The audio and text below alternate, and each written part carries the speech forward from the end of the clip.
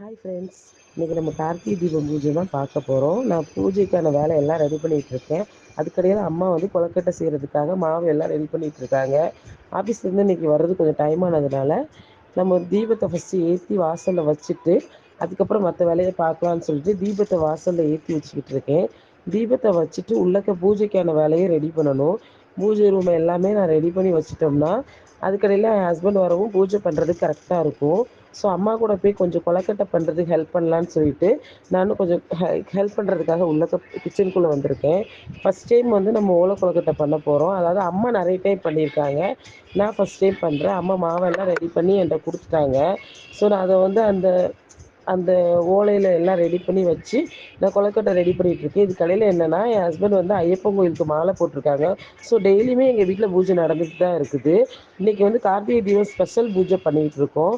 Husband இன்னும் ஆஃபீஸ்லேருந்து வரல. அவங்க வரதுக்குள்ளே நம்ம பூஜைக்கான எல்லா வேலையுமே முடிச்சு வச்சிட்டோம்னா வந்தோடனே கொஞ்சம் பூஜை பண்ணுறதுக்காக ஈஸியாக இருக்கும். ஸோ நான் வந்து ஓலை கொழுக்கட்டைகள் எல்லாமே வச்சு ரெடி பண்ணியாச்சு. வச்சு இட்லி பாத்திரத்தில் வச்சு கொடுத்துட்டு போயிட்டேன்னா அம்மா மற்றதெல்லாம் பார்த்துப்பாங்க.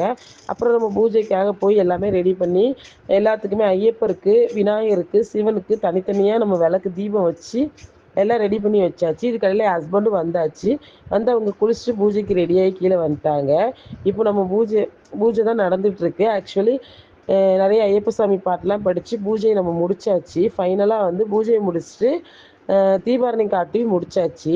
ஆக்சுவலி தீபாரணி காட்டும்போது என் ஹஸ்பண்ட் மாலையை அந்த சூடத்தில் சுற்றி காமிக்கிறாங்களா, இதை பார்த்துட்டு அந்த பொண்ணு கழுத்தில் இருக்கிற அந்த பாசியும் சுற்றுவா. ரெகுலராகவே இதை பண்ணிக்கிட்டு தான் இருக்கா. இதை பார்க்கும்போது நல்லா க்யூட்டாக இருக்கும். அது போக எல்லா பூஜையும் முடிச்சுட்டு விபூதியும் எடுத்தாச்சு. நாங்கள் விபூதி எடுக்கும்போது எனக்கு பூசி விடுங்க அப்படின்னு சொல்லிட்டு அந்த பொண்ணு சுற்றிட்டு வந்து அந்த பண்ணுற அந்த க்யூட்டான அந்த அந்த பண்ணுற விதம்லாம் ரொம்ப பார்க்குறதுக்கு க்யூட்டாக இருக்கும். ஃபைனலாக அவளுக்கும் திருநாறு பூசி விட்டுட்டு இன்றைக்கி வந்து நாங்கள் பூஜைக்கு கொழுக்கட்டை தான் ரெடி பண்ணியிருக்கிறோம். அதை எல்லாத்துக்குமே பிரசாதமாக நாங்கள் கொடுக்குறோம். ஸோ ஃபைனலாக கார்த்திகை தீபம் பூஜை நல்லபடியாக முடிஞ்சிச்சு. நீங்களும் நல்லா செலிப்ரேட் பண்ணியிருப்பீங்கன்னு நினைக்கிறேன். ஓகே ஃப்ரெண்ட்ஸ், பாய். அடுத்த வீடியோவில் பார்க்கலாம்.